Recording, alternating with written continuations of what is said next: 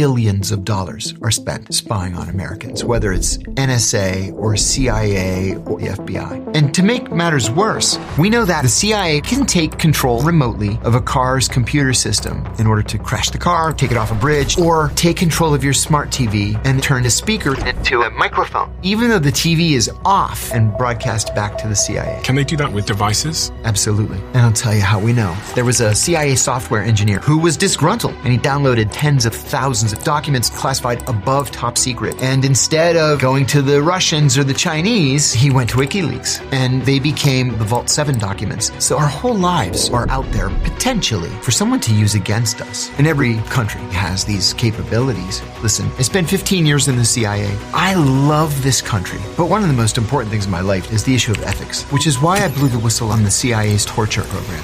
Because my superiors kept repeating that torture worked. But besides being illegal, immoral, unethical, it just wasn't true. And I would let them send me to prison again because it was the right thing to do. I mean, we know that they were experimenting on American citizens and spreading diseases in American cities. This is the stuff of movies. It is. And because you've been in this world that the average person really has no idea about, I have to ask you, who do you think is the real adversary of the West? What are you most concerned about in the world at the moment? And what about everything that's going on with Trump in Venezuela and Greenland? And then, do you think Jeffrey Epstein was a spy? Yes. Who do you think he was working for? The Israelis. Why?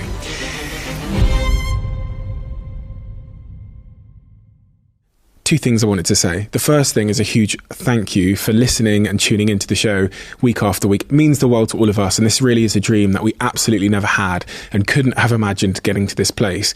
But secondly, it's a dream where we feel like we're only just getting started. And if you enjoy what we do here, please join the 24% of people that listen to this podcast regularly and follow us on this app. Here's a promise I'm going to make to you. I'm going to do everything in my power to make this show as good as I can now and into the future. We're going to deliver the guests that you want me to speak to, and we're going to continue to keep doing all of the things you love about this show. Thank you.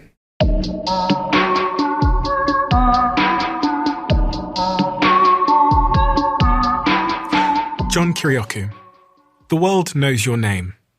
Why? Why does the world know your name?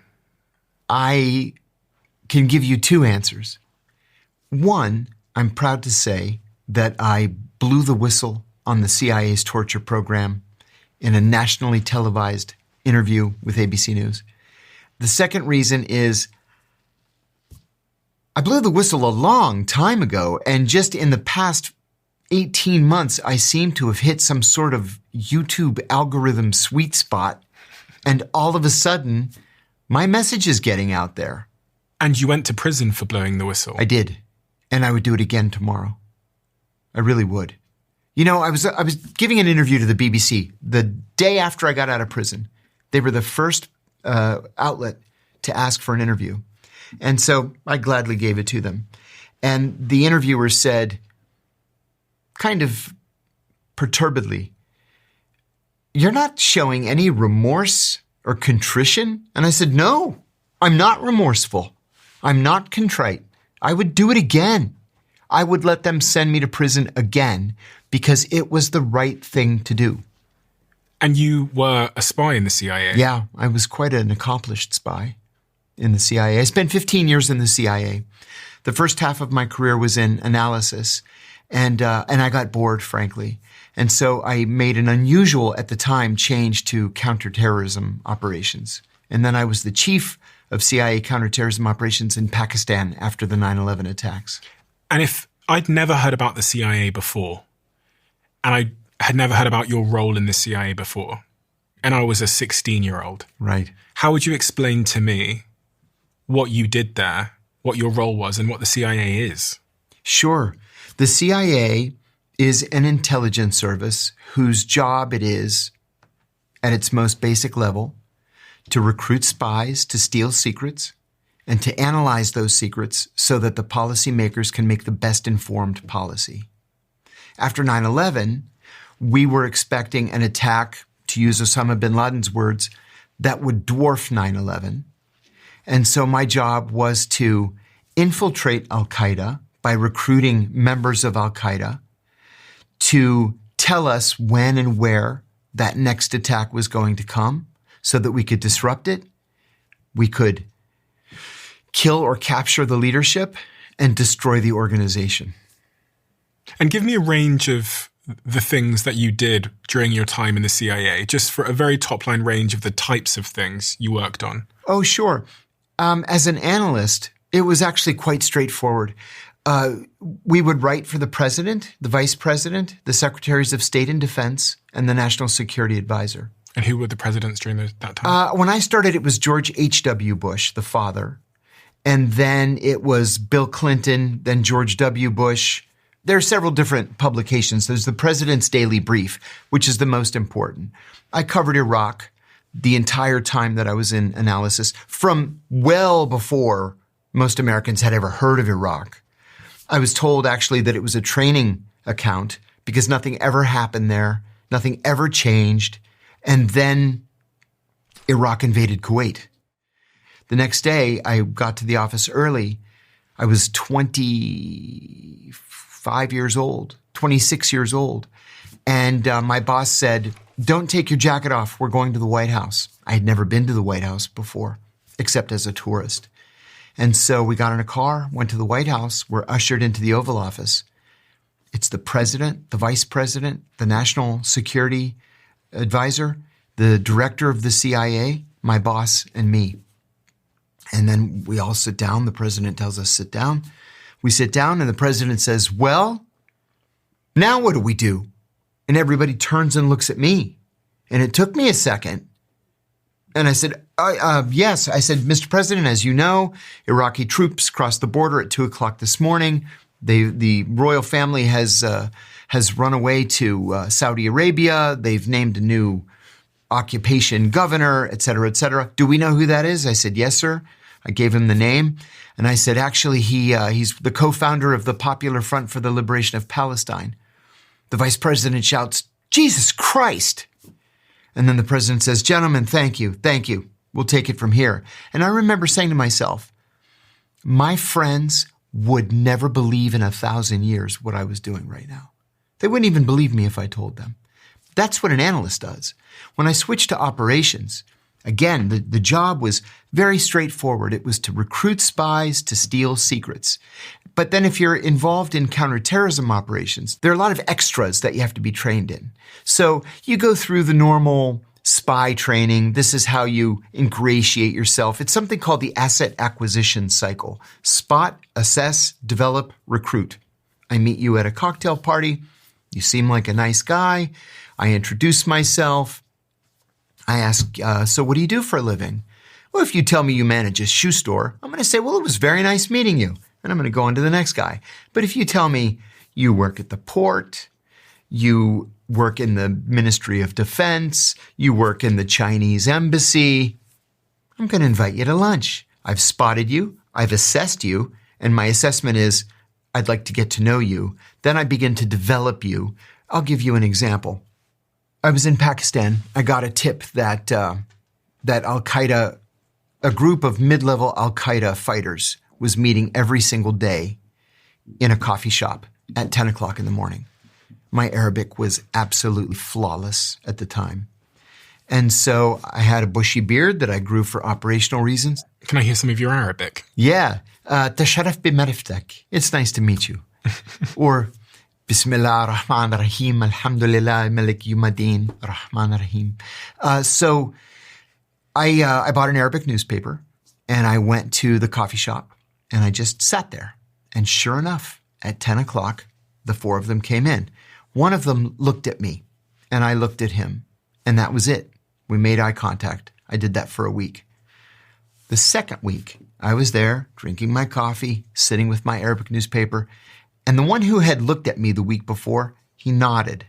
So I nodded back. That was it. No communication otherwise. The third week, I'm a regular now. He recognizes me. So he says to me, "Salamu alaikum." I said, "Wa alaikum assalam. May peace be upon you." And I say, "And upon you peace." One day, he came in alone. And I said, "Tafaddal, please have a seat. Sit with me. No sense in you sitting alone and me sitting alone." So he sat down. We started talking.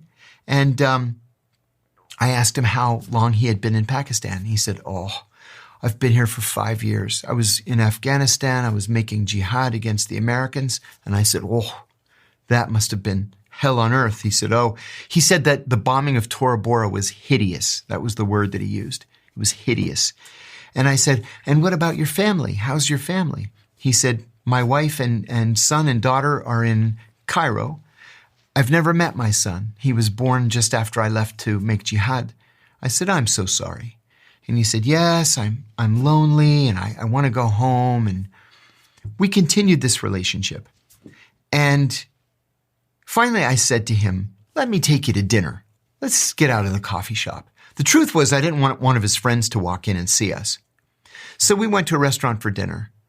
And I said, listen, there's something that I haven't been truthful with you about.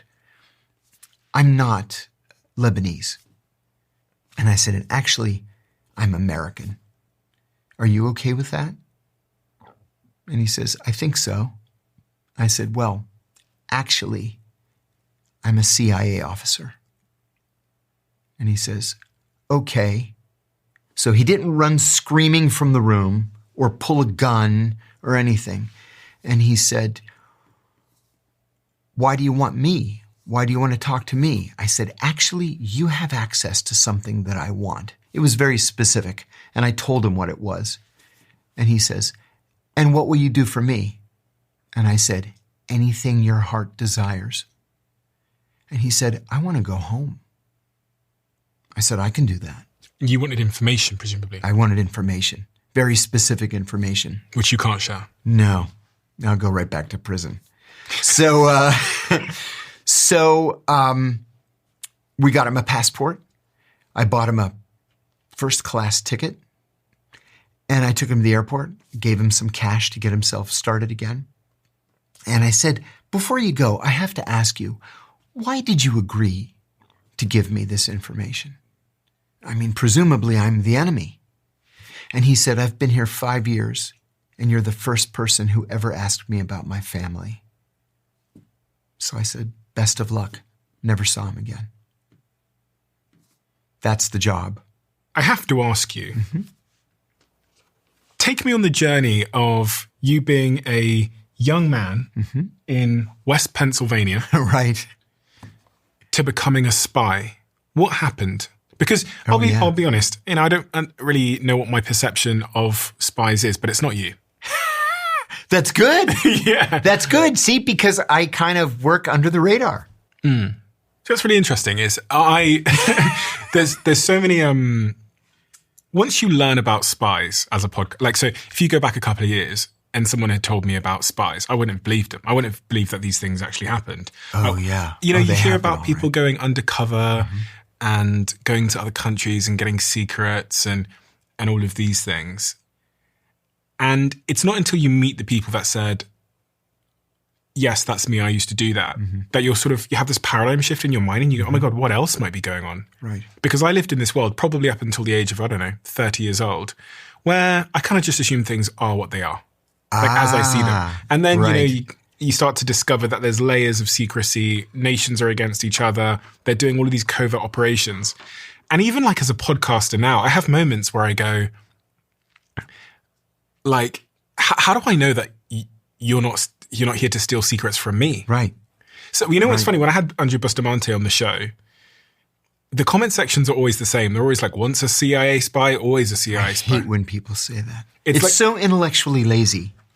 But I do wonder, and I go, okay, here's a super conspiracy theory. What if the CIA have made spies do really well in the YouTube algorithm so that all of us as long-form podcasters invite them on, and then they... You know what? I would agree with that. I would have agreed with that a year ago because Andrew Bustamante has really made a handsome living out of selling his experience. Yeah. And he's on every podcast. Yeah. But I am the most anti-CIA, former CIA person that's out there. But wouldn't that be the perfect CIA agent? I mean, if I weren't constantly criticizing the CIA as an organization that's just out of control. Do you think the CIA have a strategy for podcasters and for podcasting? I think, yes, now they do. It took them a little while to get current, But just like they, over time, developed a strategy with Hollywood, sure, they're developing a strategy with podcasters. It was only in the last 10 years that the CIA opened a branch within the Office of Public Affairs whose job it is solely to liaise with Hollywood studios. The FBI's been doing this since the 40s. And the goal is that everything that comes out of Hollywood should be pro-CIA. And, we end up with Zero Dark 30 and, The Recruit and the CIA, Argo. The CIA is always the hero in these movies. If you were still at the CIA now and your job was to infiltrate and use creators or podcasters as an asset for the CIA's objectives, how might you design that plan if we were just hypothesizing? You would have to have a goal that would be specific enough that you could actually track the progress to it. So you can't just say, well, I'm going to pay this podcaster X amount of money and we're going to do something with the algorithm to make him vastly popular among men, 18 to 30, let's say. There's got to be more to it than that. It has to be a message. You've got to be able to get a specific, well-honed message out there. And the message can be anything. It could be, love the CIA, we're the good guys. It could be support the overthrow of the Iranian government. It could be, any criticism of Benjamin Netanyahu is anti-Semitism. It could be anything you want it to be. You just have to make sure that it's repeated enough. See, this was the danger with the torture program. This is one of the very important reasons that I went public when I did, because my colleagues, my superiors at the CIA kept repeating this lie over and over and over again that torture worked and that torture got us information that saved American lives. And that was just simply not true. It was a lie. Besides being illegal, immoral, unethical, it just wasn't true. And so I decided, before we go down this road anymore, I'm going to go public. So can you take me back then? We got a little bit sidetracked there, but sure. John, how did you come to be a CIA spy? When I was 9 years old, I told my parents that I wanted to be a spy when I grew up. It came time to apply for college, and I only applied at one university, George Washington University in Washington, because it was 2 blocks from the White House, and it was one of only 3 schools in America that offered a Middle Eastern Studies program. I was one of only 4 people in that brand new Middle Eastern Studies program. I stayed for a master's degree in legislative affairs with a focus on foreign policy analysis. I was taking a class in that program called The Psychology of Leadership. It was taught by an eminent psychiatrist named Dr. Gerald Post. And he gave us an assignment one day where we had to shadow our bosses. We had to just follow our bosses for a week. Your bosses? Yeah, I worked at a labor union called the United Food and Commercial Workers Union. And so we were just supposed to follow our boss around for a week and then write a psychological profile. I used dozens of, footnotes from psychology texts. And I ended up saying that he was a sociopath with psychopathic and possibly violent tendencies. And, I had these citations. I passed the paper in. Dr. Post gives it back to me a week later, gave me an A, and then he wrote, "Please see me after class." So I went up to him after the class and I said, "Dr. Post, you wanted to see me?" He says, "Come to my office." So we went down there. He closed the door and he says, "Listen, I'm not really a professor here. I'm a CIA officer undercover as a professor here. And I'm looking for people who would fit into the CIA's culture. I think you would fit into the CIA's culture. Would you like to be a spy?" And I said, "Yes, I would." He picked up the phone and called a number. And he said, "Bob, this is Jerry. I've got a good one for you. Do you have some time?" And he said, "Sure." He writes an address on a scrap of paper and he says, "Be at this address in 20 minutes. It was only 1 subway stop away. So I jumped on the metro. I went to Roslyn, Virginia, just across the river. I had to buzz to be let in. And a woman opens the door. She says, "Are you here for Bob?" And I said, "Yes." She says, "Come on in." I'm sitting there for a moment. And then this 6'6", 350-pound giant barrels out of his office. And he says, "John, Bob, how the hell are you? I want you to be at the George Washington University Medical School Saturday morning at 8 o'clock. We've got some tests for you." I said, "Okay." And then we shook hands and I left. So Saturday morning, I went to the GW Medical School auditorium. There were 200 people there, and they handed us a test. My wife picked me up. She said, "How did you do?" I said, "I have no idea." Does your wife at this point know that you're applying for the CIA? Yes, and that was going to be pretty much the extent of what she ended up knowing. Because once I got in... But you were allowed to tell her? I was not allowed to tell her. No. So you told her anyway? Yeah. When I first applied, they said, "Listen, don't tell anybody because you may go under cover, you may go under deep cover, and we can't have people out there who know that you're a CIA officer." Presumably the CIA are smart enough to be able to check if you've told her. Yeah. And they ask you on the polygraph, "Did you tell her?" Really? And I said, "Yeah, I told her. She's my wife. What am I going to do?"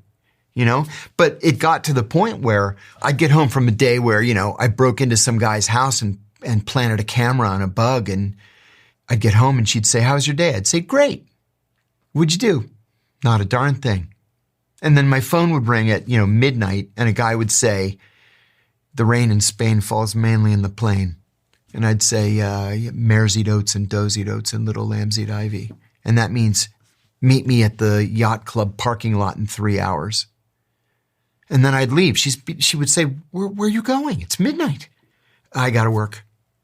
So I'd leave. I'd do my meeting. I'd come home 6 o'clock in the morning, just in time to shower and shave and get dressed to go to work. And she would say, "What was her name?" And I remember this one terrible time. That's what she said to me. What was her name? The truth is, I had been sitting in a garbage dumpster, waiting for a guy to drive by down the alley and throw a bag of documents in. And I stunk of garbage. And I said to her, "Do I seriously smell to you like I've been with a woman?" Seriously. So we ended up getting a divorce.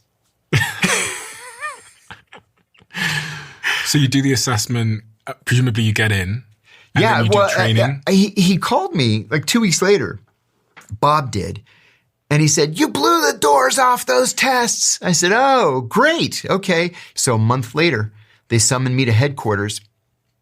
And I was interviewed by the Office of Near Eastern Operations, the Office of Near Eastern Analysis, and the Office of Leadership Analysis. I was offered the analysis job on the Iraq desk. And what is the sum total of the training you were given in the variety of different roles that you had? How do they train a spy?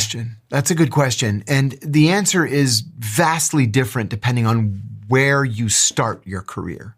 Okay. So because I started mine in analysis, the immediate training was in mastering the CIA's writing style. So the most important product that the CIA writes every day is the PDB, the President's Daily Brief. And it tells the president what? What you think he needs to know. Okay. So, for example, when the Iraqis began moving to the Kuwaiti border, we had this big debate. Are they going to cross the border? Yes or no? So I said, "Listen, why don't I call the American Defense Attaché in Baghdad? And I'll just ask him to drive down there and look and tell us what he sees." He drives down there, drives back, he calls me, and he says, "Literally the entire Iraqi military is on its way to the Kuwaiti border." So we wrote a thing for the president saying Iraq is going to invade Kuwait and it's probably going to happen in the next 48 hours. And when did the president see that particular briefing? At 7 a.m. the next morning. Okay. And is there ever situations where the president would get it in the middle of the night? Yes. Yeah. And be told in the middle of the night that? Yes. There are these levels of immediacy. There's routine, which is who cares? And then there is priority, which means, I'll get to it sometime today. Then there's immediate, which means you should probably read it first. But then there's flash, which means, oh my God, something terrible just happened. You should probably wake the president. And then there's critic, which means they're coming over the embassy walls. We're at war. Wake up the president. Scramble the jets. 9/11. 9/11. Mm-hmm. That's a critic. So going back to this question of your training. Yeah. What is it that the CIA teach you about human nature and how to use human nature to your advantage? That could be transferable to other disciplines in life like business or... Well, this is going to sound not very nice, but it's real life. It's everyday life, especially in business. The CIA actively seeks to hire people who have what they call sociopathic tendencies. Not sociopaths. Sociopaths have no conscience. They'll just blow right through a polygraph exam. But they're impossible to corral. They're impossible to keep under rein. And it's because they're not able, their brains won't allow them to feel regret or remorse. Now, in business, most CEOs are sociopaths. Most, not all, but most, especially in big companies, because they claw their way to the top, usually on the backs of the people around them. They don't feel bad screwing the next guy to get that next promotion. The CIA wants people like that because those are the people who are going to break into a foreign embassy. A normal person would not advocate breaking into a foreign embassy. That's sovereign territory of a foreign country. I would. I'd be glad to do it. Why? Because we're the good guys. So do you have sociopathic tendencies? Absolutely. And what are your sociopathic tendencies? My sociopathic tendency was to operate in legal, moral, and ethical gray areas. Specifically. That's what it was. I'm really curious about what we can learn about human nature from someone whose job was to meet strangers and to get them to basically, sometimes, to turn against their own country. Mm-hmm. Like, I'm really interested in, and I think it's informative because so many of us, when we think about what good leadership is or what good sales man or womanship is, it seems like there's transferables. I guess for some people it's family. I guess for some people it's something else. That hook that you're talking about, that thing that gets them. And the word that they use at the CIA for the hook is a vulnerability.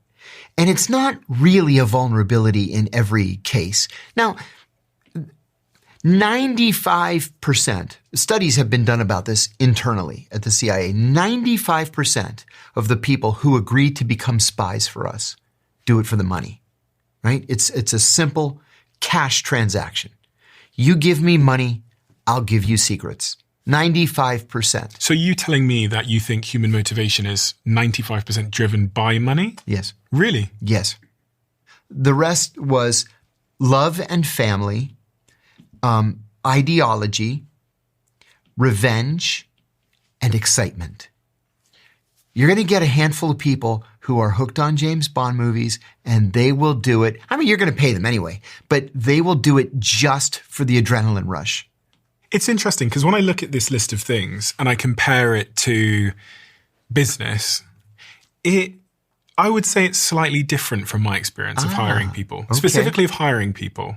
I tend to think that, one would ask themselves, like, why would someone leave a company right now like, I don't know, OpenAI and go work at a startup? They're going to get paid way more at OpenAI. You've got this equity and these grants, but people are en masse doing that. And even when I think about the early days of Google, people left the big conglomerates that would pay them more, and they went and worked for Larry and Sergey, getting paid way less, right? But to be involved in something small, scrappy, exciting. And so this is what I think about when I sit, probably I've hired thousands of people in my life now across my businesses. And money is a factor, but it doesn't tend to be the biggest factor. Mm-hmm. It tends to be, in my experience, there's a particular hero's journey in their mind that they want to be seen through. They want to complete. There's a particular way that they see themselves and they want to fulfill that. Oh, I could get that. I work with a very, very tiny startup right now called Ivy Cyber. And it focuses on privacy software, things like, scrambling your data so it can't be intercepted, that sort of thing. And I've participated in a couple of pitches to angel investors. And they all say exactly the same thing that you did. And this is why I was confused when I heard that money was 95%, because I just think, especially in the work that especially in the work that you do, I would assume. But look at it this way. I think this would explain the discrepancy. You're comparing people who are making a life versus people who are betraying their country. True. And what's interesting as well is in those examples that you've given, money is actually a proxy to be able to take care of my family and to be able to, fulfill my ideology and maybe to get excitement and revenge. Do you know what I'm saying? So even Absolutely, that guy that wanted the plane ticket so he could fly home, he could have, the money could have got him home if you just given him. Sure. The reason why he wanted to go home was because his family. That was it. What's the extent of the things that the CIA can get as a incentive for someone to turn against their nation to give secrets? Quite literally anything you can imagine. Even if it's against the law? Well, they're not going to get drugs or, child prostitutes or not stuff like that. What if someone said, I want you to get me a green card? Oh, yeah, sure. What if they said... If the information's good enough, not a problem. What if they said, I want you to... I've got this tax bill. I want you to make the tax bill go away. Okay. Give me the plans to that Russian tank. We'll make it happen. What if it was an American... Would they speak to the IRS here and just get rid of it? Oh, if it was an American citizen, you mean? Yeah. No. But why? No. We normally don't recruit American citizens. By law, the CIA can't operate domestically, although they have offices all over the country. Those offices are generally to debrief business leaders, C-suite officers who travel to denied areas. For example, if you take a trip to North Korea, let's say, I'm going to call you and I'm going to say, you don't know me, but I'm from the CIA and I understand you just went to North Korea and I was wondering if I could come over to your office for an hour and just ask you about your trip. 99.99% are going to say yes because they're patriots. So I go to your office, I give you my business card, and we just chat about, your impressions of the place and that kind of thing. Just to close off on this point, are there any skills that the CIA taught you or trained you in that you think are transferable for business that we haven't talked about? They trained us also in lying and lie detection. That was actually quite important. You at the CIA, you're a trained liar. And this is why the divorce rate's so high. It's the highest divorce rate of any entity in the U.S. government. It's upwards of 80%. Trained to lie? How do they train you to lie? Hi, my name is Dave Phillips. I work for an import-export company. But do they teach you the art of lying? Oh, yeah. And what is the art? It's hard to pin down. You just sort of have to have it. You have to have that ability. But the hard part is you have to keep the lies straight. I'll give you another example. I've never told this story before. I was asked by headquarters. I was overseas in the Middle East, and I was asked by headquarters to target one specific officer of this foreign country. Target? Yeah. Hi, how are you? Okay. Oh, we've never met. I'm John. So nice to meet you. Let me take you to lunch. He had access to information that we really needed. So they told me to accidentally bump into him. So I surveilled him for a week. And he was single. And on Saturday morning, he went to a coffee shop. So I go into the coffee shop and I'm looking at him and he's looking at me and I said, I know you. Ministry of Foreign Affairs? He said, yes. Do I know you? I said, I am John from the American Embassy. Oh, nice to see you. I said, hey, good to see you too. You live in the area? Yes, I do. I said, oh, so do I. I didn't. I lived like across town. Oh, fancy meeting you here at this coffee shop. I come here all the time. Do you? Yeah, he says, I come here all the time. Why don't you have a seat, he says. So I sit down. At the end of the conversation, I go back to the embassy and I read a cable and I said, he's gay. I'm 100% sure he's gay. So then we started this conversation, headquarters and I, how can we use that to our benefit? Did he have a wife? No. He was single? Which was unusual at his age. How did you know he was gay? Oh, it was a vibe. Okay. So headquarters says, we want you to pretend that you're gay. I said, oh, come on, you guys. No, we really need the information. You got to pretend that you're gay. I said, okay, I'll do it. I'll do it for Uncle Sam. So I call him and I said, hey, I have 2 tickets to this show and I was hoping maybe you'd be free. Maybe we'll grab some sushi afterwards. He said, yeah, I'd love to. So we go to the show. He thoroughly enjoyed it. And we go for sushi afterwards. And then we go out again. And he says, why don't you come over to my place some night and I'll make dinner. I said, great. So I go over to his place. He made a lovely dinner. And then I thought, well, I have to invite him to my place. So I told my wife, you're going to have to get out. So she left. I made dinner. I removed all the pictures of us together. And we had just gotten married. So we had our wedding picture up and everything. At the dinner, he leaned in to kiss me and I instinctively backed off. And he said, oh my God, I'm sorry. I thought you're gay. And I said, oh no, I am gay. I'm not into hairy guys. And he's like, oh, okay. I said, I'm sorry. I think you're great, but I'm not feeling it. You didn't kiss him? No. So we remained friends. And in the end, he gave me the information because we were friends. And then he opened up. He's like, I can't tell anybody I'm gay. They suspect I am. And they passed me over for promotion. And my boss asked me, is there something in your personal life that you're not telling me? He knows I'm gay. I said, listen, your culture's backwards. Don't tell them you're gay. Just say that you've just never met the right woman. And inshallah, the right woman is coming, in your life at some point. And I actually Googled him a couple of years ago and he did become an ambassador finally. And he's still working in that country now? Mm-hmm. Does that kind of stuff happen a lot in the CIA where you have to take one for the team? Yes. Have you ever taken one for the team? No. I'm not sure you're telling the truth. Well, it came close. When did it come close? So I was overseas. I was a brand new operations officer. And there was a woman in this foreign intelligence service who was the ugliest woman I've ever seen in my life. You want to avert your eyes. She came off the side of Notre Dame. She was a stone gargoyle with a giant mole right here with a giant hair coming out of it. That kind of ugly. So I took her to lunch and she was very nice.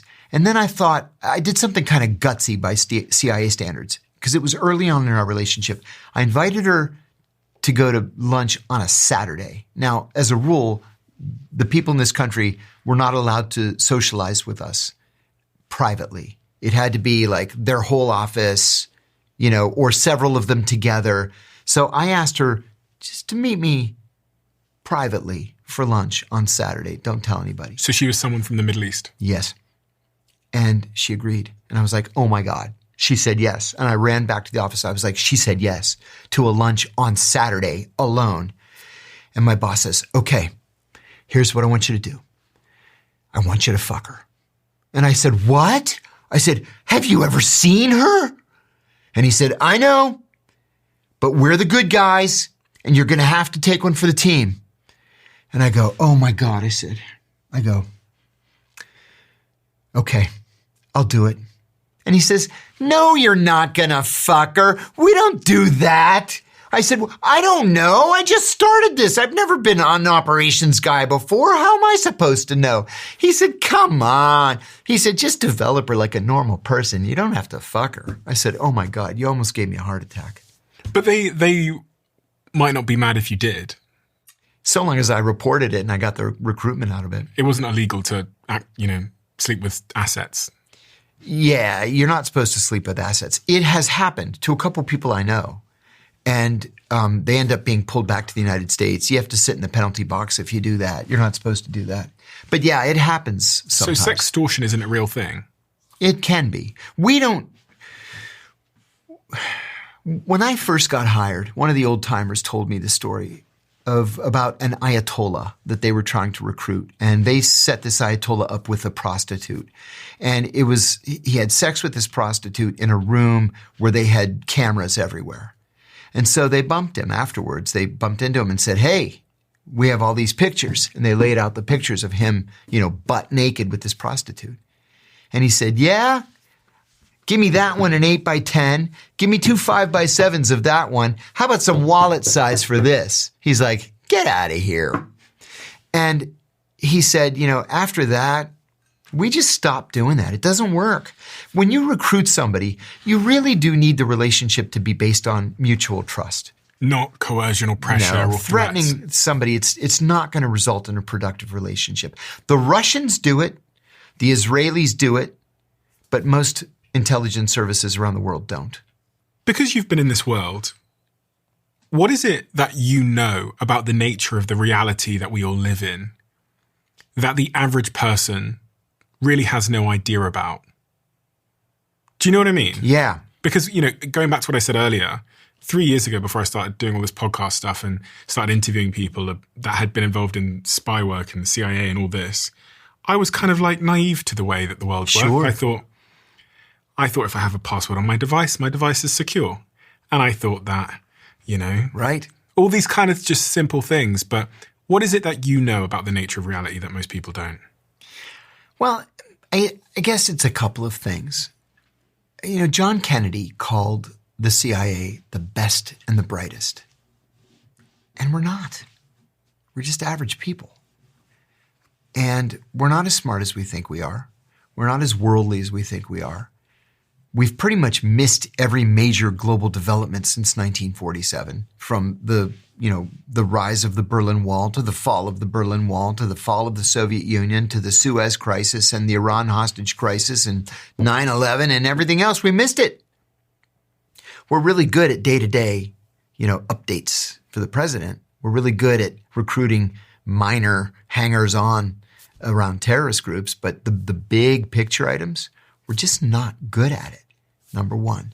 Number two, until 9/11, it was against the law, like in stone, to spy on Americans. And now billions of dollars are spent spying on Americans, whether it's NSA or CIA or FBI or intelligence community contractors. Nothing is secret. Nothing. And to make matters worse, let's say maybe you did do something that law enforcement might be interested in. They don't need a warrant anymore. They don't need to go to a judge and say, well, we have reason to believe, blah, blah, blah. All they have to do is just buy your metadata because it's for sale. Just go to the carrier.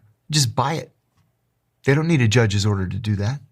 It's all out there. We've made ourselves vulnerable. All of our lives are out there, whether it's on Facebook or X or Insta or whatever. If they really want to get you, they're going to get you, which reminds me of a book written by Dr. Harvey Silverglate.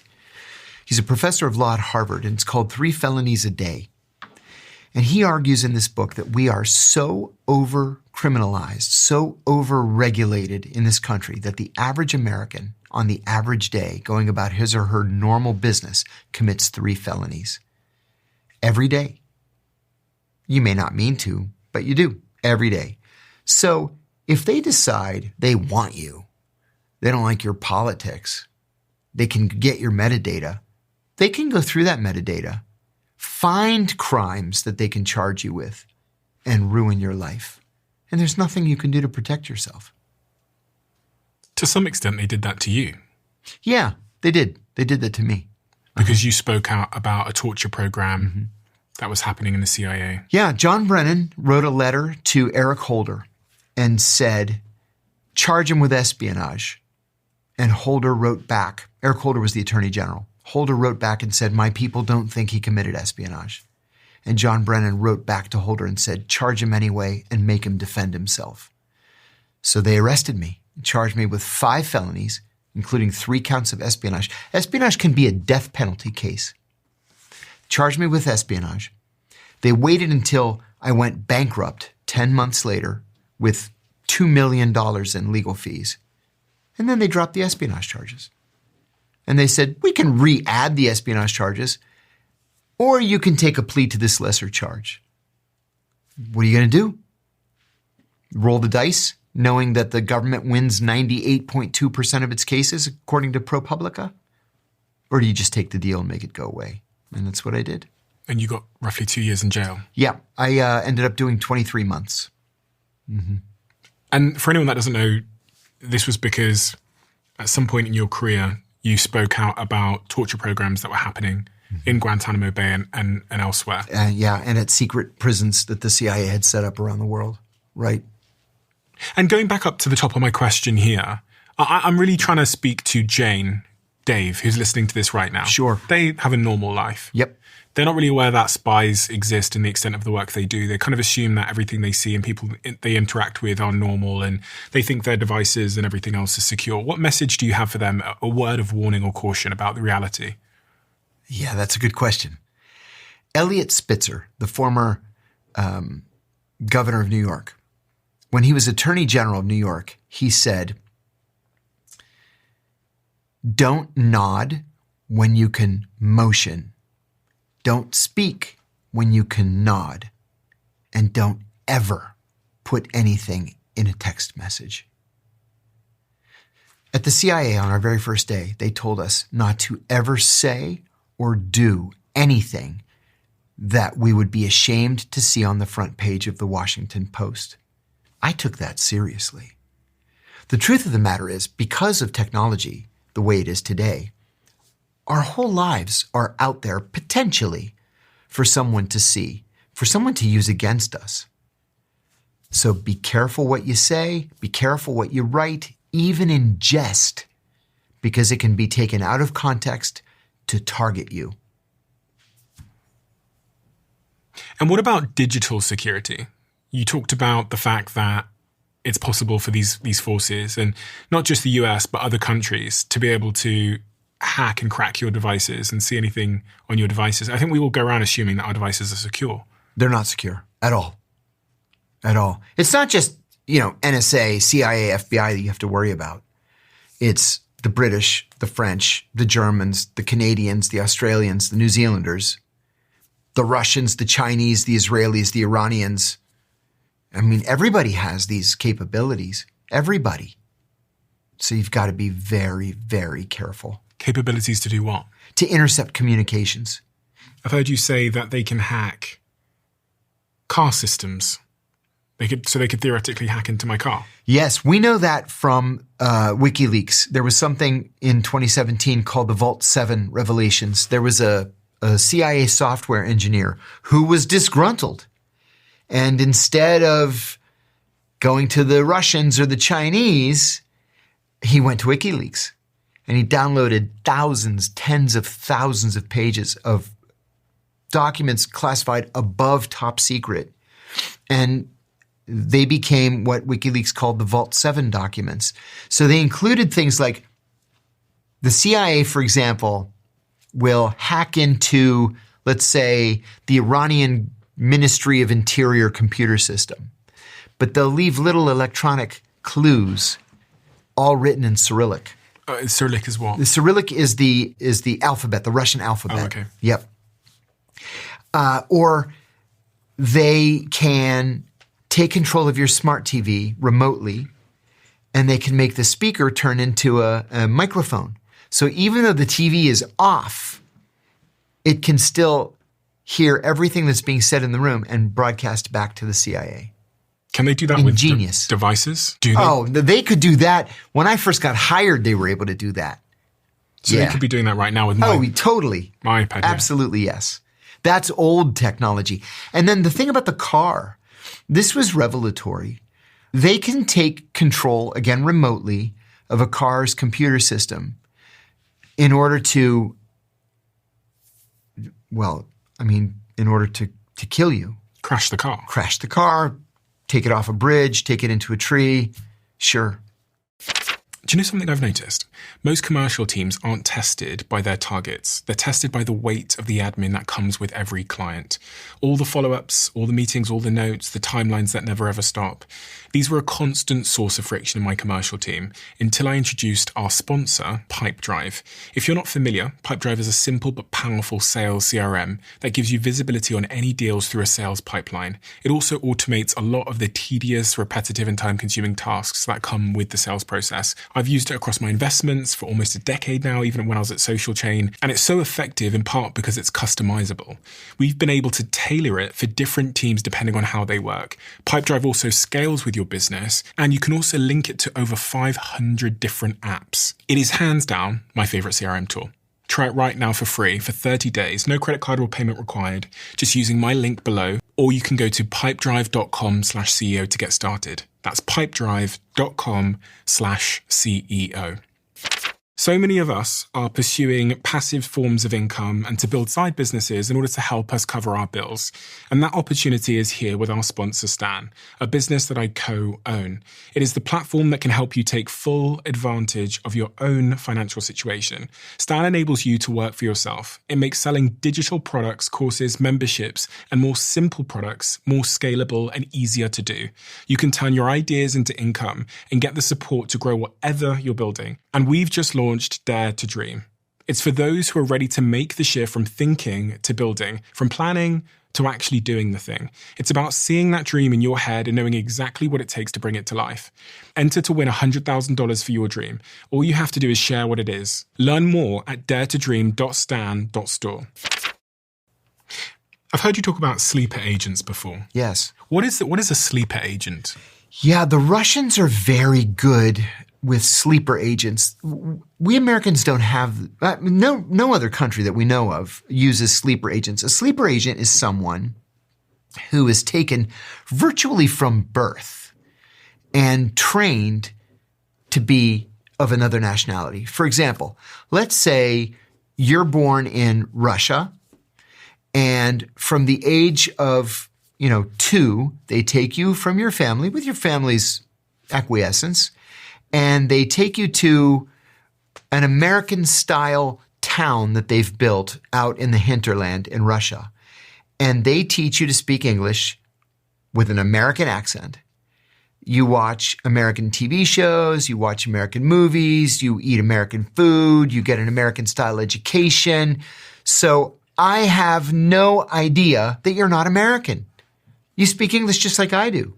You know all the same social references that I make. You follow the Philadelphia Eagles, or the, San Francisco 49ers or whatever. And then they send you to the United States with a fake ID. What they'll do is they'll go through, I was born in 1964, so they'll go through death records from 1964 and they'll look for deaths where the person was only a day or two old. And they'll take that name and the birth date, and they'll get a Social Security card with the birth date. And then they'll use the Social Security card to get you a passport, an American passport. So you come here on your American passport, everything's legit.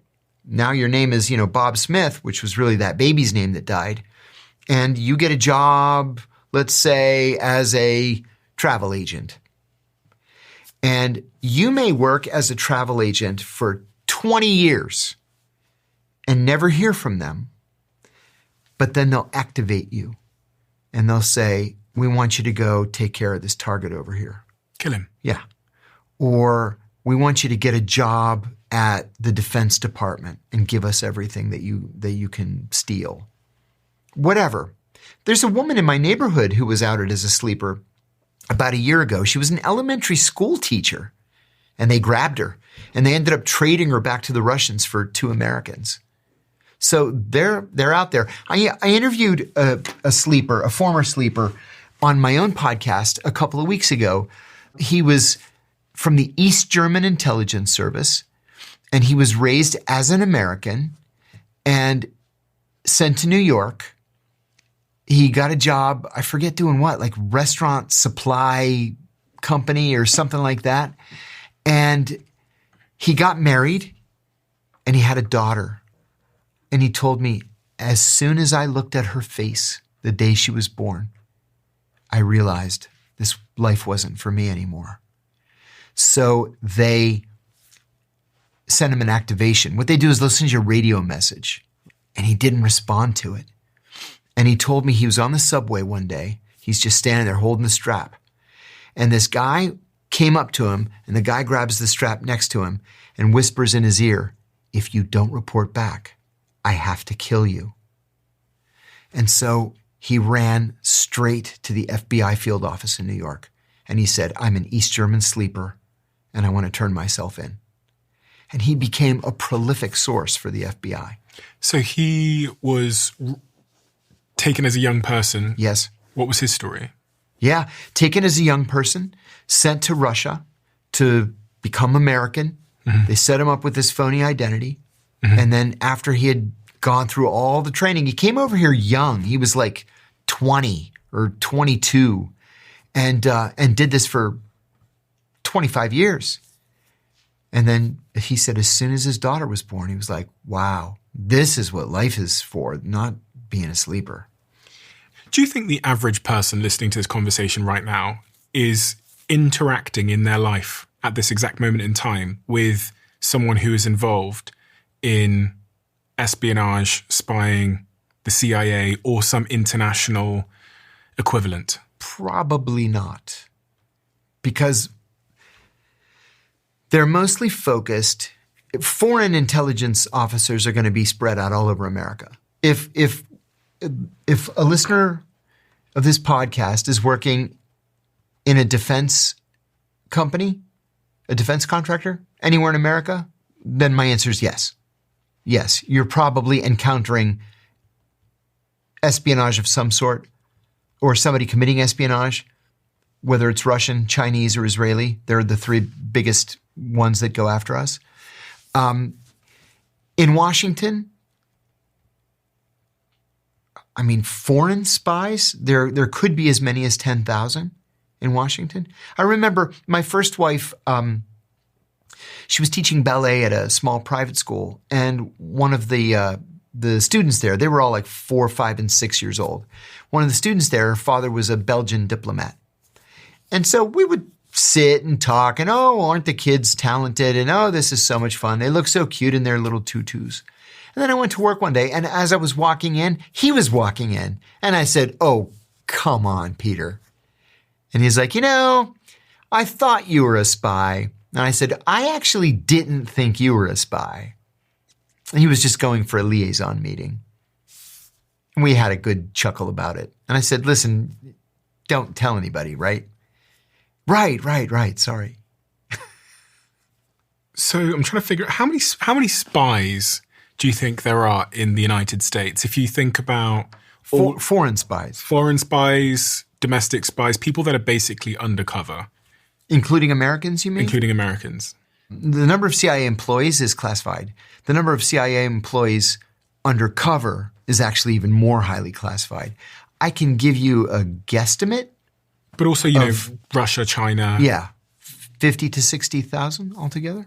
50 or 60,000 in the United States. Mm-hmm. So by a couple of degrees of separation, if you know 100 people. Yeah, you're probably going to know one. Sure. You said there's probably about 50,000 in the United States. So I've just done some quick math on my notepad here, which means that in order to know one, you'd need to meet 6,600 people. Okay. Because the US population is roughly 330 million people. That's right. And then I did some other maths and did some research, and I asked, the question I was trying to figure out is how many people does the average person meet a year? And it's roughly about 3,000 to 10,000 people. So So the chances are good. Every year, statistically, according to my napkin math, you're meeting one of these undercover spies. One a year. There it is. Now, that number I gave you is, I'm lumping like all CIA people and all foreign intelligence officers in the United States. Interesting. But again, if you work for an American defense company, Northrop Grumman, Lockheed Martin, Boeing, any of them, your chances of encountering a foreign intelligence officer are even money. Can't you, as a spy with the United States, ask the United States to give you loads of money? Like, can't you say, oh, you really want me to go do that? Can I have $1 million? Because you're potentially giving away a lot of money to other people. Oh my God, giving away like unlimited amounts of money. Because your budget when you were a spy, how much was it? After 9/11, it was unlimited. What does that mean? It means you can basically give away as much money as you need to. If I approach somebody and he says, I can give you this terrorist, I want 10 million. I'm like, done. What was the most you ever gave in 10 million. You gave someone 10 million? For what? Abu Zubaydah. Who's Abu Zubaydah? We believed that Abu Zubaydah was the number 3 in Al-Qaeda. He wasn't the number 3, but he was a very bad guy. I led the raids that captured Abu Zubaydah in Pakistan, Faisalabad, Pakistan, in March of 2002. And the State Department had a $10 million reward. We ended up giving the $10 million to the Pakistani intelligence service. It wasn't a person. It was just really great analysis that led us to him. But there were others in the so-called war on terror who got more than 10 million and got it like within 24 hours. Individuals? How much? One got 25 million. Just a person? Uh-huh. And the thing is, there's a lot of danger there. If you're a shepherd or a T-boy and you make $40 a month and all of a sudden you have $25 million, something's up. And what was the 25 million for? It was for a very high-ranking foreign terrorist who was brought to justice. I can't say because it was never publicly disclosed. But what we would have to do in a situation like that is we would have to tell the source, you can't live here anymore. Pick a country, and that's going to be home from now on. And then we go to that country and say, hey, can you do us a solid? We've got this guy who, he really came through and he's not going to be a burden on your economy. Because he's got $25 million. Mm-hmm. Which country did he pick? Oh, I can't tell you that. He wanted to stay in the region. He wasn't willing to move to the United States, for example. Because we're happy to take him. You're welcome to come to the United States. He's like, absolutely not. He went to Dubai. I would. Yeah, with the tax code. Interesting.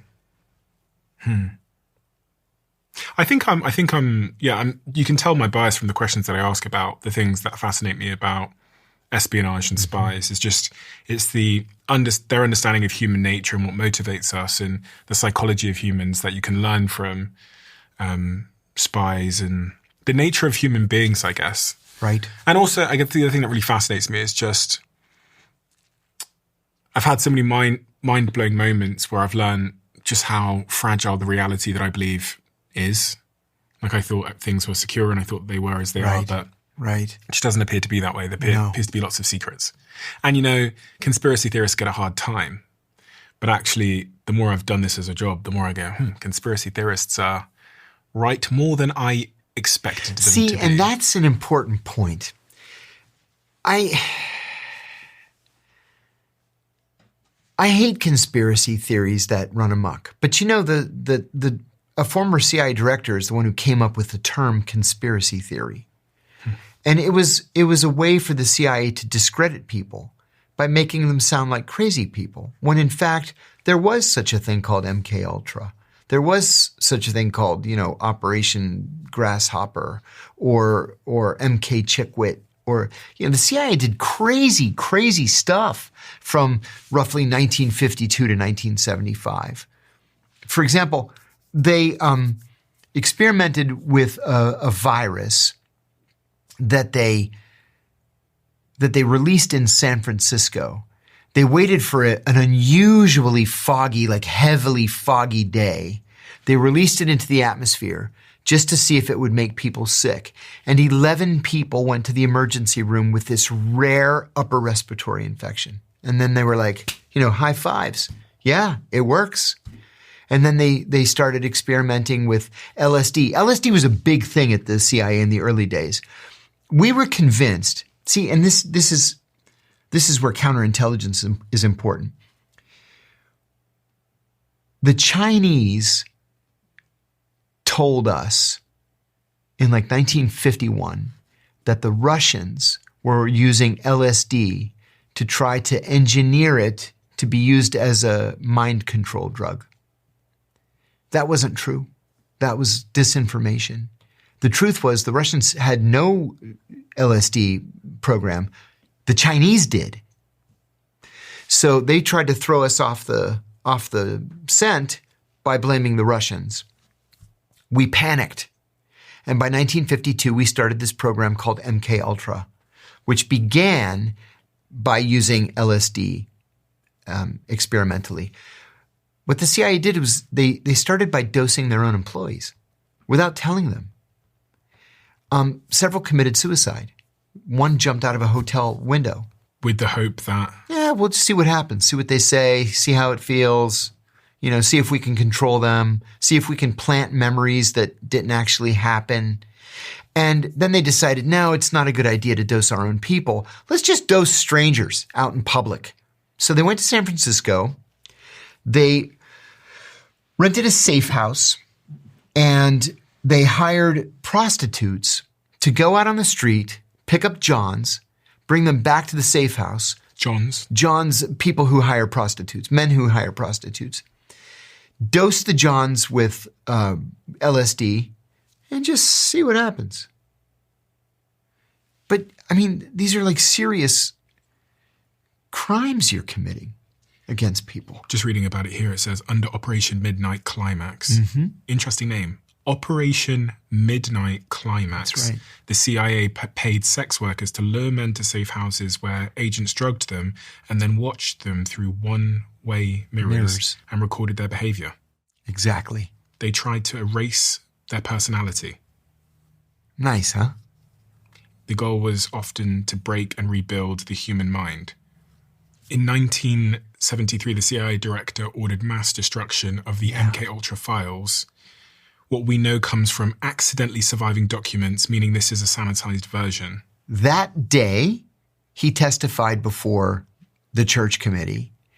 The church committee specifically told him, do not destroy any documents. He went back that afternoon to the CIA and said, destroy everything. Why? Because it was damning. They were experimenting on American citizens. They were experimenting by spreading diseases in American cities. And so he was held in contempt of Congress. He was fined like $150. And about 15% of the documents were overlooked and survived. We'll never know exactly what happened under MK Ultra. As we sit here now, there's people on the streets of Iran that are protesting the leadership there. And the CIA are often associated with some of the coups going back to the 1950s. Yes. And other countries Yes. toppling elected leaders to protect US interests. Yes. Do you think the CIA are involved in Iran at the moment? Probably.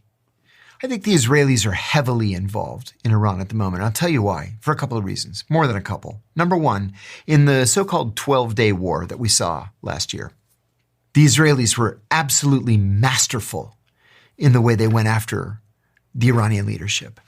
What they did was they focused on recruiting Afghan refugees. Iran was home to more than 2 million Afghan refugees.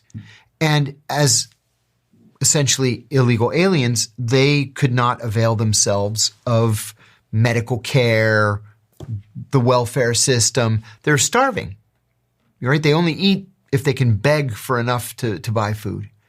And so the Israelis went to these people very discreetly and said, hey, we'll give you $200 a month if you tell us where the generals live, in which apartments do the generals live, where do the nuclear scientists live. The Israelis killed the top 12 generals across the entire Iranian military and killed almost every Iranian nuclear scientist. Because what they were able to do was to recruit these Afghans to not just tell them where they were living, where the generals and the scientists were living, but what their cell phone numbers were. And so the Israelis were able to geolocate the cell phones, and then that's where you fire the missile. They killed all of them. And then after the Iranians finally realized it's the cell phones, they ordered that no senior military officials and no scientists could carry cell phones. But it never dawned on them to tell the bodyguards not to carry cell phones. And so the Israelis started rocketing the bodyguards and just killed everybody else. Have you ever killed anybody? No, thank God. My children asked me that. And I told them very proudly that I have never taken any action that resulted in the death of another human being. There's one kind of half exception. And I think about this all the time. In 1993, I guess it was, I was sitting in the morning meeting.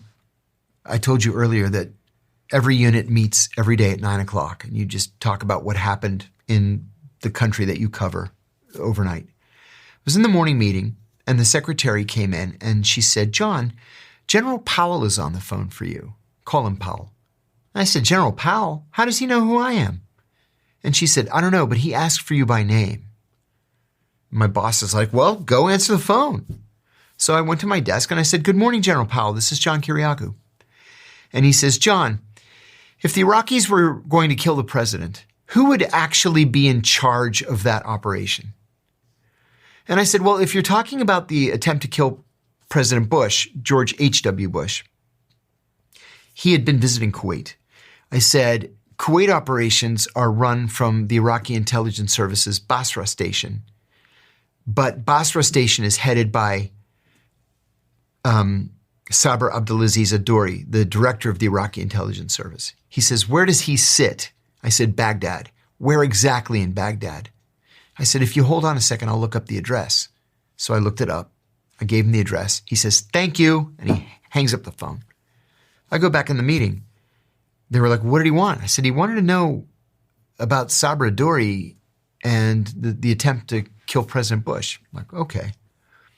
8 hours later, we fired 47 cruise missiles into Iraqi intelligence service headquarters. But by then it was the middle of the night in Baghdad, and we killed the janitor.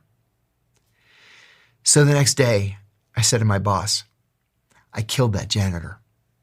And he said, I knew you were going to say that. You didn't kill the janitor. You had no idea what Powell was going to do with the information. I said, I know, but I still feel guilty about it. Other than that, thank God, I never had to do it. I'm not sure how I would sleep at night. Do the US still assassinate people by the CIA? Absolutely, yes. When Barack Obama was president, John Brennan, in the first term, was the Deputy National Security Advisor for Counterterrorism, and he started something called the Tuesday Morning Kill List meeting. So it would be Brennan, it would be the National Security Council attorney, somebody from the CIA General Counsel's office, and a representative of the director of the Counterterrorism Center. And every Tuesday morning, they would meet at the White House, come up with a list of people to kill that week. The teams would fan out around the world, kill their targets, and then go back and meet next Tuesday morning. And are these world leaders or are they normal people? No, these are ground level terrorists. Okay, so it could be someone that appears to be a normal civilian but is doing something that they don't like. The law is pretty clear on this. It's supposed to be somebody who poses a clear and present danger to the United States, to an American citizen, or to an American installation. Which can be quite a vague brief. See, that's the thing. It sounds like it's clear. It's actually not at all clear. And when they get back from these missions, we just have to take their word for it. Which spy force around the world did you think was the most impressive? Oh, the Israelis. Really? Yeah. The Israelis have no rules. They'll kill anybody. What was it? 3 years ago? This pager operation? Oh, it was so fascinating. Good Lord. It was a work of genius. It is genius. It was totally illegal. Totally illegal. But it was genius. The moving parts I didn't believe it was real. I had to I was like, there's no way that this is real. This is the stuff of movies. It is. For anyone that doesn't know, what was the story? Yeah. Okay. So the Israelis knew that Hezbollah, the terrorist group Hezbollah from Lebanon, was communicating using pagers. They didn't want to use cell phones because they didn't want the Israelis to intercept their phone calls. And they thought, oh, pagers, those are safe. So the Israelis bought a company in Hungary, I think it was, that made pagers. And they got Hezbollah to order the pagers from this company. They were able to insert explosives in the pagers. And the pagers went to Taiwan, and from Taiwan to Thailand, and then from Thailand to, I forget where, Syria, I guess, and then from Syria to Lebanon. And so what the Israelis did was they were able to activate the explosives in all the pagers simultaneously. Killing people? They killed everybody of any import in Hezbollah. They essentially decapitated Hezbollah. And then the ones they didn't kill in that operation, they bombed the apartment buildings where they lived. See, this is the thing too about the Israelis. If they want to kill you, they won't just do a close-in hit. They'll blow up the entire city block where you live. They'll kill 1,000 people just to get you. And they don't care. And then they say, what are you going to do about it? You're going to go to the International Court of Justice? Do they really do this? Yeah. Uh-huh. Did you ever interact with them? Yes. And how did you find them to be? Miserable. My very first briefing that I ever gave as a junior analyst was to the Israelis. My boss said, okay, he says, you're going to give your first classified liaison briefing. So it's going to be the Israelis, and there are a couple things you should know. I said, okay. He said, we don't allow the Israelis into the building. Ever. I said, why not? He said, because they spy on us. Not only do they spy on us, they would always bring gifts. Like, oh, we brought this wonderful gift for you. And every time somebody tries to bring something in, you have to x-ray it. And it's got listening devices, and it's packed with 2 years worth of batteries. We're like, you guys, you have to stop doing this. Every time you come here, you try to bug our conference rooms. It's bad form. You have to stop doing it. And then they're like, oh, okay. We knew you would find it. We're just kidding. Come on. So we have to meet them miles away from headquarters in a place that we rent. So he said, nothing over the secret level. No top secret information, just up to secret. I'm like, okay. So I go with 12 analysts. And because I'm the junior most analyst, I've only been on the job at this point, I'm going to say 6 weeks or so. I went last. So the first analyst says, I'm the chief analyst, and this is my briefing. And then the next guy says, I'm the political analyst, and I'm the econ analyst, and I'm the military analyst, and I'm the oil analyst, and the tech analyst. And it comes to me. So I said, because I was overt at the time, I was not undercover. I said, my name is JOHN KIRIAKOU, and I'm going to brief you on Saddam Hussein's psychological state of mind. Well, there were 2 Israelis there. One was from Mossad, and one was from Shin Bet. Shin Bet is the FBI of Israel, and Mossad is the CIA of Israel. So the Shin Bet guy, he has his glasses down like this, And he goes like this. He says, spell your name. So I spell it, K-I-R, I spell it. And he goes, you are Jewish? I said, don't you dare. I am not recruitable. Don't you dare even try it. I was furious. We went out of the briefing. I was going to explode. Everybody started laughing at me. They're like, they do that to every one of us. Every one of us. They try and recruit you? Yeah. To turn against the United States? Yeah. On my very first day at the CIA, we got a briefing from the CIA's director of security. And he said that all of us have to have in the very front of our minds the concept of counterintelligence. For example, he said, there's a steakhouse right down the road on Route 123. It's the nearest restaurant to the CIA. He goes, don't ever eat there. Why? Because the KGB thinks we all eat there. So all the customers are KGB officers waiting for CIA people to walk in and start talking about work. Don't ever eat there. I've never eaten there to this day. Because they're potentially all Russian spies. Mm-hmm. So he said, our Israeli friends have two officers in their embassy, one from Mossad, one from Shin Bet. The FBI has identified 187 undeclared Israeli intelligence officers spread all across the United States, mostly at defense contractors trying to steal our secrets. Now, we give the Israelis 95% of our defense secrets. You want the F-35? Done. Here's the F-35. You want this advanced missile? Here you go. It's on us. So they steal the remaining 5%. Do you think Jeffrey Epstein was a spy? I believe very strongly he was a spy, yes. And who do you think he was working for? The Israelis. I'm confident it was the Israelis. Why? Jeffrey Epstein is kind of the stereotypical example that they give you in training for what's called an access agent. This is a different kind of recruit. So, for example, if you're a foreign intelligence service and you want information, like close-in information from a former president, from the CEO of the biggest company in the world, from a member of the British royal family, you're not going to recruit these guys. You're not going to recruit Bill Clinton or Bill Gates or Prince Andrew. So you do the next best thing. You recruit somebody who has regular access to them. And that person that you recruit is going to need to make these people feel comfortable and appreciated. And so you give him plenty of money. So he has this house on an island, or he has the whole island.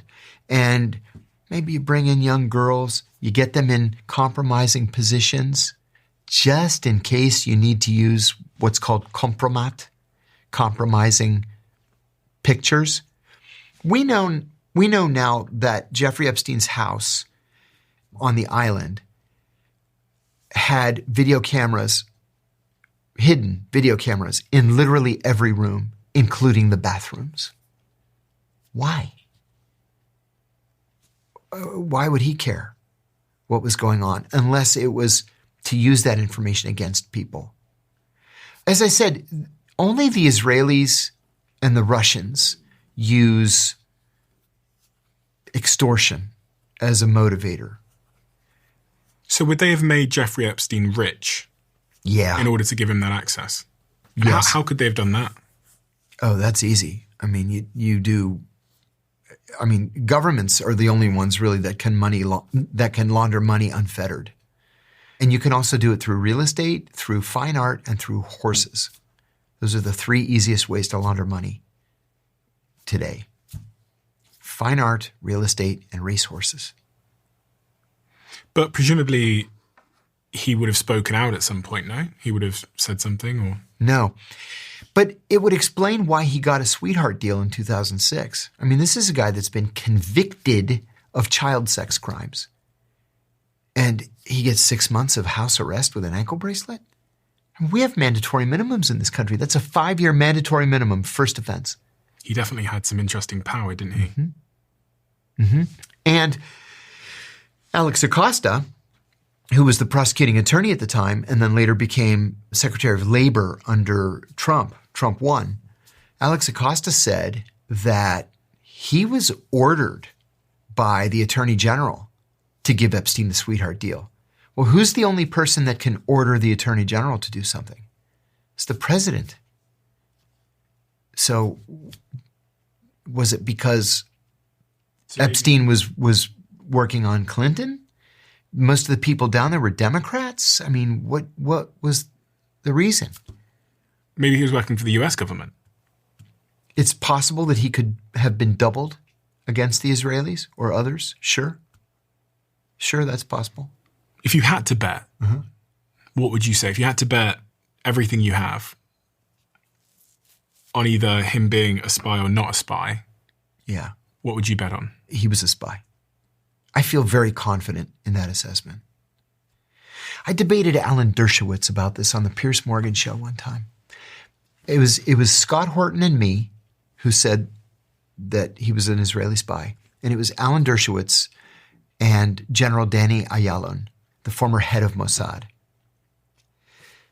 Ayalon was kind of into it in terms of having a fun time. He was just having a fun time with the conversation. He wasn't going to admit to anything. Dershowitz was Epstein's attorney. So I said that I believed Epstein was an Israeli spy. And Dershowitz interrupts me, like attorneys do. And he says, that is outrageous. If he had been a spy, he would have told me because I was his attorney and I could have gone to the White House and I could have gotten him a better sentence. And I said, wait a minute. You could have gone to the White House to say, go easy on Jeffrey Epstein because he's an Israeli spy collecting information from American politicians? If I were the president, I would have hung him from a tree. And then Piers Morgan said, General Ayalon, was he a spy? And he goes, who knows? Who knows? It's like, come on, man. Who do you think is the real adversary of the West? Because we often talk about it being Russia or... I think it's China. Why? What is it that we don't realize about China and their agenda? Oh, wow, so much. The Chinese are so good at what they do, and the Chinese are so patient. You know, in the United States, we don't have long-term timelines for anything. When we want something, we want it now. Is that in part because we have this 4-year election cycle? Yes, I believe that it is. The Chinese will plan for something 25 years down the road. Because they'll still be in power then. Mm-hmm. Yeah. And so, you know, they're really good at stealing technology. There are more Chinese PhD students in the hard sciences here in the United States than you can shake a stick at. They're everywhere. They're at every major university, and they're really, really smart. And then oftentimes they'll say, oh, you know, I've had such a great experience here. I'd like to stay in the United States. Yeah, I bet you would. I bet you would. So you can spy for China. Do you think that's happening? Every single day. You think that Chinese students are in America spying on behalf of China? Yes. Yes. How could you be so sure? I'm 1,000% sure. How could you be so sure? Because we frequently arrest them and then trade them for Americans who are in Chinese prisons. Yeah. And they're masquerading as students. Mm-hmm. PhD candidates, always in the hard sciences. Always. So China are the long-term adversary. And what is it that China want? What is it they're doing? And what is the outcome? I think they want a couple of things. I think that on a more immediate basis, they want reunification with Taiwan. It's going to happen someday. Even the Taiwanese will tell you, yes, we're a part of China, but we're kind of not a part of China. We're not really independent, but we are kind of independent. Even American policy is that Taiwan is a part of China. And eventually, someday, they'll be reunited. Do you think with everything that's going on at the moment with Trump in Venezuela and Greenland, this is going to create cover for... Oh, I was hoping you would ask me a question like that. I think that's a very important issue that the media really aren't talking about. So let's put it in the context of what happened last week in Venezuela. because they're all moving parts of the same policy. So we sent a Delta Force squad into Venezuela a week ago, and we snatched President Maduro, and he faces international narcotics trafficking charges in New York. Okay, some people are for that, some people are against it. Whether you're for it or against it, it's happened. There's nothing we can do about it now. But that operation may have inadvertently given the green light to something that both the Russians and the Chinese have long sought. The United States really is the only true superpower in the world. The Chinese have a lot more people. They have lots of nuclear missiles, but they have one aircraft carrier. We have 12, soon to be 14. We have way more long-distance bombers. We have way more fighters. The Russians are bogged down in a war in Ukraine. They're winning the war, but they're bogged down nonetheless. So did this reinstitution of the Monroe Doctrine, saying that, from 1814, that the Western Hemisphere is the territory of the United States, it's up to us to protect it from foreign powers. Well, in 1814, that meant the British Navy. We don't really need a Monroe Doctrine, and it's not up to us whether the Argentines want to have good relations with China, for example. We invoked the Monroe Doctrine in this operation to snatch Maduro. So does that mean then that if we have a sphere of influence that is the Western Hemisphere, that the Chinese have a sphere of influence that includes Taiwan, that the Russians have a sphere of influence that includes Ukraine? Because that's kind of what it seems. It looks like we've given the green light to both of those countries, and that we're conceding the fact that it's a unipolar world right now in favor of a multipolar world. Now, personally, I think a multipolar world is safer. What's a multipolar world? Multipolar world is where there's not just one superpower. There are 3 or more. So, in terms of policy, this simple act of just sending a team in to grab Maduro has turned international diplomacy on its head. What do we do if the Chinese invade Taiwan? Do we really want to send American soldiers to fight and die for Taiwan? What do you think would happen if China tomorrow said, you know what, we're going to take Taiwan? You know what, honest to God, I think nothing would happen. I think we would rush to protect Australia, Japan, South Korea, the Philippines, Thailand. We'd rush to protect them. Why? Because they're major non-NATO allies. They're good friends, close friends. But in terms of going to Taiwan to fight Chinese soldiers, I can't imagine it. Trump told the New York Times that whether China moves on Taiwan is ultimately up to Chinese President Xi Jinping, not the USA, adding that he's told Xi he would be very unhappy if China changed the status quo. He claimed he doesn't think Xi will act while he's president. See, and that is actually what the long-term policy is. The long-term policy is, sure, someday, to be determined later, you guys can unify. Just don't do it while I'm here. Yeah, don't do it today. Maybe when Trump goes. God forbid. So going back to this point, you said they want Taiwan. What else do you think China want? Well, do they want to see the US fall? Yes, sure. And are they actively doing things to encourage that? Yes, but not the things that you would expect. Instead of running around the world, overthrowing governments, invading countries, which is what we do, they go to countries and say, hey, you need a new highway system? We'll pay for it. You need a new airport? No problem. You need a new hospital, electrical grid? We have plenty of money from our gigantic trade surplus. We'll pay for it. We just want to have really good, friendly relations with you. And that's what they do. The Chinese essentially own Africa right now.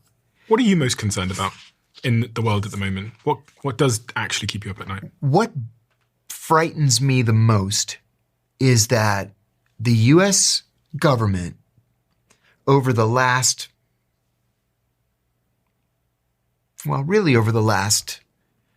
50 years or 55 years has so inflated its military budget that what we spend on the Pentagon is now more than the next 8 largest countries combined, right?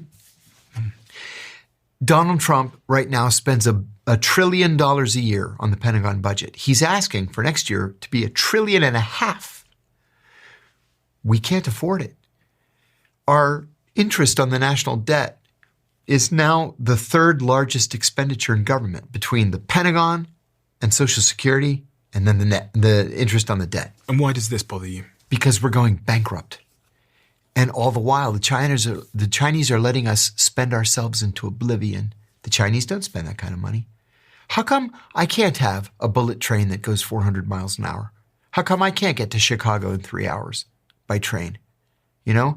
How come the airports in my country look like shit, and you go to Chinese airports and they're pristine with like the most amazing services and the best restaurants? How come Chinese roads don't have potholes? And in my town, it's like driving across Bosnia. It's because they decided not to spend their money on weapons. They spend it on infrastructure. Do you think that's likely, that the US could go bankrupt effectively? I do. Yeah, I do. We can't keep up this pace. It's not possible. We're going to have to raise taxes and cut the budget. What's the most important thing that we didn't talk about that we should have talked about, John? Ooh, that's a good question. One of the most important things in my life, to tell you the truth, is the issue of ethics. I love this country more than anything else in the world, and I want it to do the right thing. We're a country of laws, and we have to obey our laws, which is why I blew the whistle on the torture program. Who's not obeying the laws? Our government. In what way? We've gotten to the point, and it started around the year 2000 or 2001. We got to the point where if we want to do something, we just do it. Like what? In 1946, we passed something called the Federal Torture Act, which banned torture. Okay? Also in 1946, we executed Japanese soldiers who waterboarded American prisoners of war. That was a death penalty offense to waterboard someone.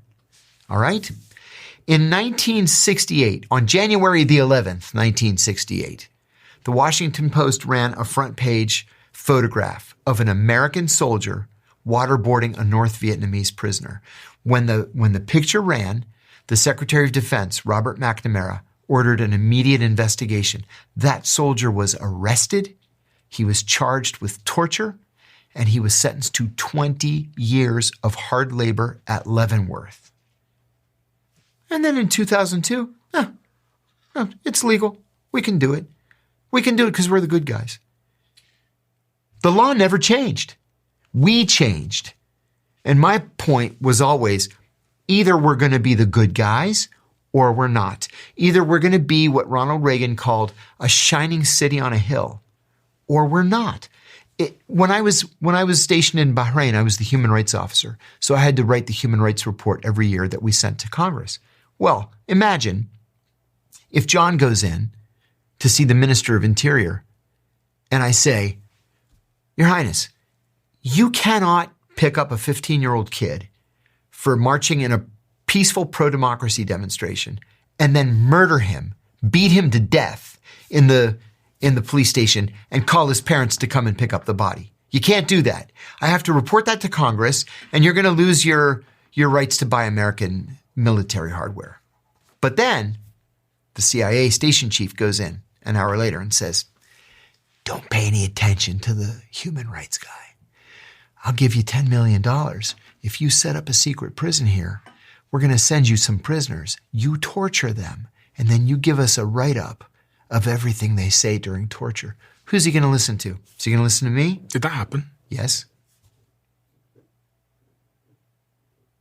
He's not going to listen to me. If all of a sudden torture is legal just because we say it is, And then Congress is like, oh, we don't know anything because it's a secret program, so we can't talk about it. Do we still torture people? No.